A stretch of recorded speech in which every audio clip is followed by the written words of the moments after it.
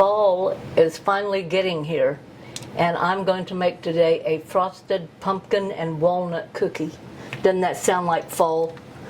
Here in my mixing bowl, I'm going to put 1 stick of butter, which equals ½ a cup. And to that softened butter, I'm going to add 1 1/2 cup of brown sugar. Now you can use either the dark brown or the light brown. The dark brown gives it more of a nutty flavor. I like the light brown for this cookie, but you know, whichever one you've got, use it. And I'm just going to mix that up here. Okay, and to that mixture, I'm going to add 2 large eggs. Up. Okay, and that is mixing, blending well. To that, I'm going to add 1 cup of mashed cooked pumpkin.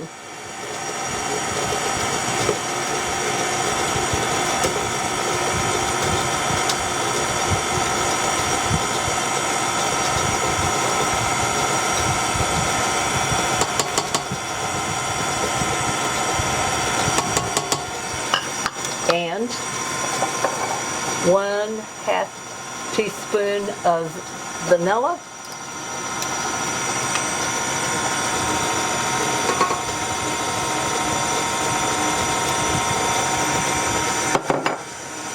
And 1/2 teaspoon of lemon extract.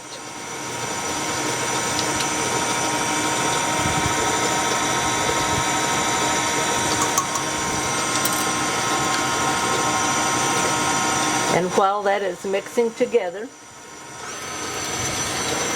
here in my bowl, I'm going to add 1 or 2 and 1/2 cups of all-purpose flour. 1 tablespoonful of baking powder. Now I know that sounds like a lot, but there's no baking soda in it, so 1 tablespoon of baking powder.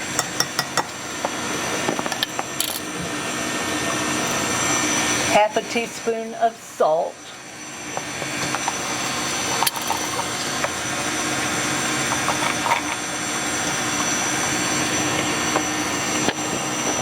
Two teaspoons of pumpkin pie spice.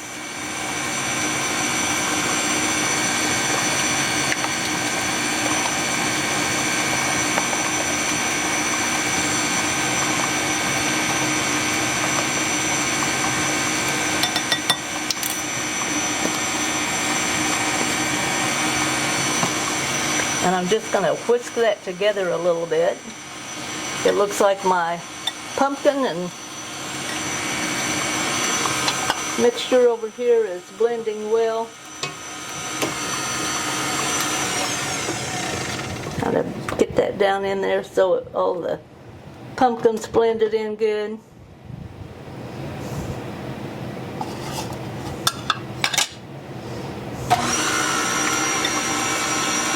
And I'm going to slowly add my dry mixture.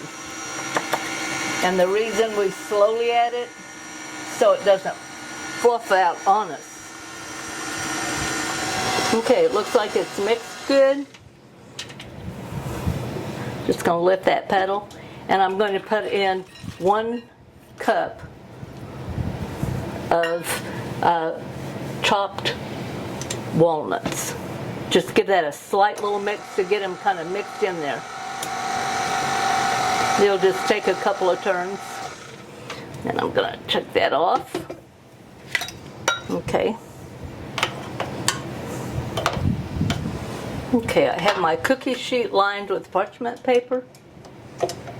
What I like about this cookie is you just dip in there, drop your cookie dough onto your sheet, and you're done.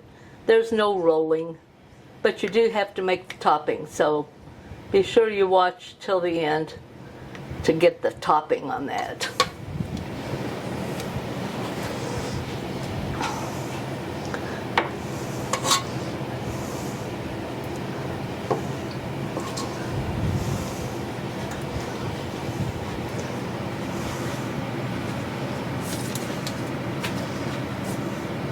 Gonna put a nice little teaspoonful, maybe just a little bit over.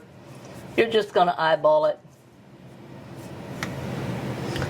Put them at least 2 inches apart. Okay, into our 350-degree oven for, anywhere from 12 to 15 minutes, depending on your oven. While our cookies are cooking, we're going to make our icing. Here I have 4 tablespoonfuls of butter that I have softened, and 2 cups of powdered sugar.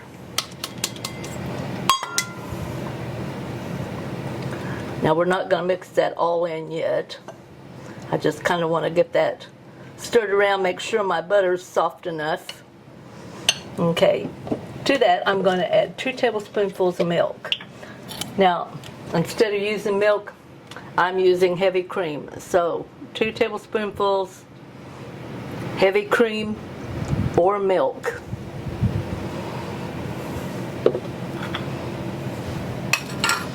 And 3/4 teaspoon of maple syrup. And while I'm wiping my hands off, I might add that the oven is set at 375 and not 350. Have you ever had one of those days? Evidently today's my day. Okay, 3/4 of maple syrup.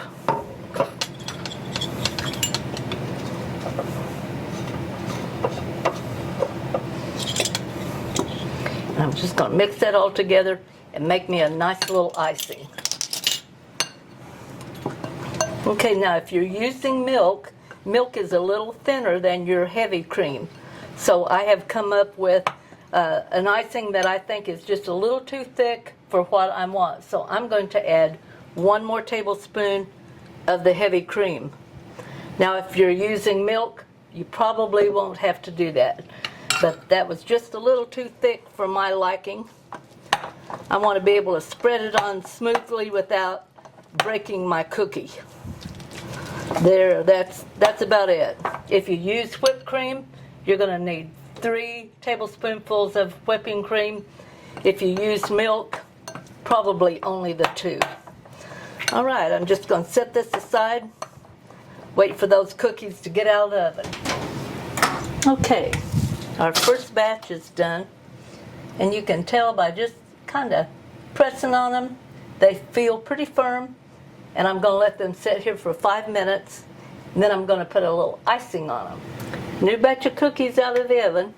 These have cooled slightly, and I'm going to just put a little icing on them, probably about a teaspoonful for each cookie. And you're just going to spread it. You don't have to spread it even, just a little at the top. You can make it really pretty and fancy, or you can just put it on and make it look a little rustic. Now this one I put on earlier, and the cookie was still a little warm, so it kind of run just a little bit. But these are really a good cookie for fall. Be sure you give this one a try if you're looking for a good pumpkin and walnut cookie.